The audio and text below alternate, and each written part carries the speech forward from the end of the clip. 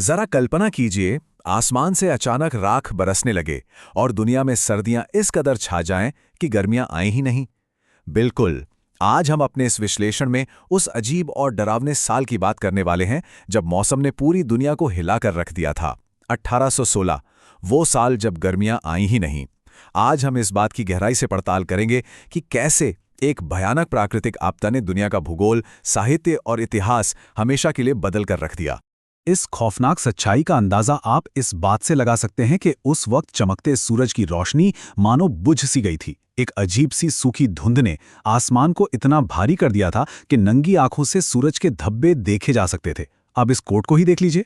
America के Virginia में जहां गर्मियों में चिलचिलाती धूप होनी चाहिए, वहां 4 जुलाई को पानी जम रहा था और लोग बर्फबारी देख रहे थे। लोग समझ ही नहीं पा रहे थे कि आखिर ये सब चल क्या रहा है। और ये सब उन महीनों में हो रहा था जिन्हें साल का सबसे गर्म वक्त माना जाता है। मई से लेकर अगस्त तक की इस टाइमलाइन को देखिए। मौसम इतनी तेजी से बिगड़ा कि नॉर्थ अमेरिका और यूरोप एक भयानक कृषि संकट में डूब गए। मई में पाले ने फसलें नष्ट कर दीं, जून में भारी बर्फबारी हुई और जुलाई आते आते पेंसिल्वेनिया तक नदियां जम गईं। गर्मियां तो मानो दुनिया से गायब ही हो चुकी थी। तो अब आते हैं अपने पहले सेक्शन पर, माउंट टेम्बोरा का जागना। इन जमी हुई गर्मियों के रहस्य के तार दरअसल अमेरिका या यूरोप से नहीं, बल्कि यहाँ से 10,000 मील दूर डच ईस्ट इंडीज में अप्रैल 1815 की एक भयानक घटना से जुड़े हैं। अब यहाँ जो सबसे दिलचस्प बात है वो है ये भारी विरोधाभास। एक तरफ अमेरिका और यूरोप में जमा देने वाली ठंड थी और दूसरी तरफ आधुनिक इंडोनेशिया में माउंट टेम्बोरा आग उगल रहा था। ये कोई आम ज्वालामुखी नहीं था। दुनिया के एक कोने में उठी इस आग ने सचमुच दूसरे कोने को बर्फ में तब्दील कर दिया था। इस महाविनाश का पैमाना इतना बड़ा था कि सुनकर रोंगटे खड़े हो जाएं। ज्वालामुखी ने कम से कम 37 क्यूबिक किलोमीटर, जी हां, 37 क्यूबिक किलोमीटर सघन चट्टान और राख को वायुमंडल में उगल दिया था। इसे VEI 7 लेवल का महाविस्फोट माना जाता है। इतनी भारी मात्रा में निकली राख के बादलों ने धीरे धीरे पूरी पृथ्वी के वायुमंडल को अपनी चपेट में ले लिया। चलिए अब आगे बढ़ते हैं। ज्वालामुखी शीतकाल का विज्ञान। आइए समझते हैं कि कैसे ये विस्फोट एक ऐसी ग्लोबल आपदा में बदल गया जिसने पूरी दुनिया का तापमान हमेशा के लिए गिरा दिया। दरअसल टेम्बोरा विस्फोट ने लाखों टन सल्फर डाइऑक्साइड को सीधे समताप मंडल यानी स्ट्रैटोस्फीयर में धकेल दिया।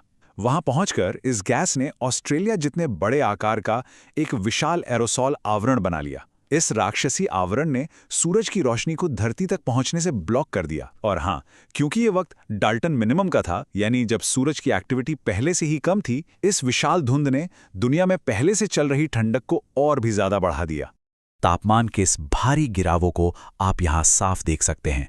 सेंट्रल और वेस्टर्न यूरोप बुरी तरह से ठंड की चपेट में थे। जिंदगी पूरी तरह अस्त व्यस्त हो चुकी थी। लेकिन एक और दिलचस्प बात देखिए, ईस्टर्न यूरोप इस भयानक प्रभाव से काफी हद तक अछूता रहा। एक ही महाद्वीप पर मौसम के 2 बिल्कुल अलग रूप। पर इस भयानक संकट के बीच एक छिपा हुआ रक्षक भी था, और वो थे हमारे महासागर। अगर हमारे समुद्रों ने इस झटके को कम करने के लिए अपने अंदर जमा की गई भारी गर्मी को बाहर नहीं निकाला होता, तो सोचिए क्या होता। ग्लोबल वाटर साइकिल पूरी तरह टूट जाता, बारिश रुक जाती और इंसानियत के लिए ये ठंड कहीं ज्यादा विनाशकारी साबित होती। विज्ञान को समझने के बाद अब आते हैं तीसरे हिस्से पर, भुखमरी और पलायन। आइए देखते हैं कि इस अचानक हुए जलवायु परिवर्तन की इंसानियत ने क्या कीमत चुकाई। यहां हम देख सकते हैं कि इसका असर हर जगह एक जैसा नहीं था। आयरलैंड और वेस्टर्न यूरोप में 8 हफ्तों तक लगातार बारिश हुई, फसलें तबाह हो गईं, भुखमरी फैली और टाइफस जैसी बीमारियां आईं।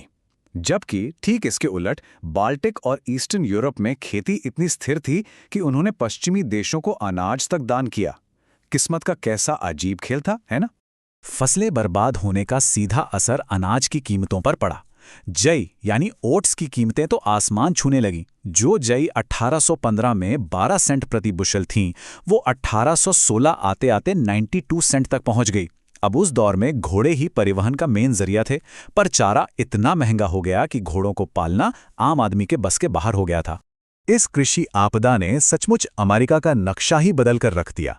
ठंड और भुखमरी से परेशान होकर न्यू इंग्लैंड के हजारों लोग ओहायो नदी घाटी की तरफ भागे।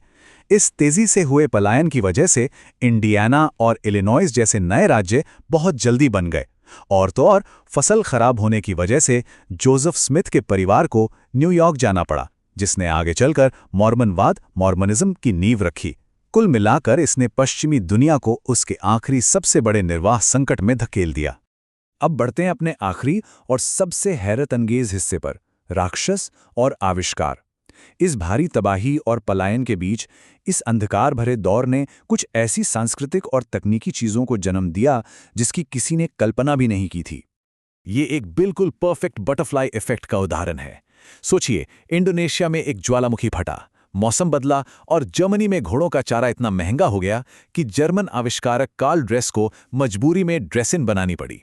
और ये ड्रेसिन क्या थी? दुनिया की पहली बिना घोड़े वाली साइकिल। तबाही ने सचमुच एक क्रांतिकारी आविष्कार को जन्म दे दिया था। और ठीक उसी वक्त स्विट्जरलैंड की लेक जिनेवा में एक और दिलचस्प घटना घट रही थी। लगातार बारिश और तूफानों के कारण लॉर्ड बायरन, पर्सी शेली और मैरी शेली जैसे मशहूर लेखक घर के अंदर कैद थे। टाइम पास करने के लिए लॉर्ड बायरन ने सबको भूतों की कहानियां लिखने का चैलेंज दिया। नतीजा, मैरी शेली ने अपनी अमर रचना फ्रैंकेनस्टीन लिख डाली और जॉन पोलिडोरी ने द वैम्पायर, जो आगे चल के ड्रैकुला की प्रेरणा बना। यानी मॉडर्न गॉथिक हॉरर का जन्म इसी उदासी के बीच हुआ था। लॉर्ड बायरन ने भी उस वक्त एक कविता लिखी थी जिसका नाम था डार्कनेस। उन्होंने लिखा, मैंने एक सपना देखा जो पूरी तरह से सपना नहीं था।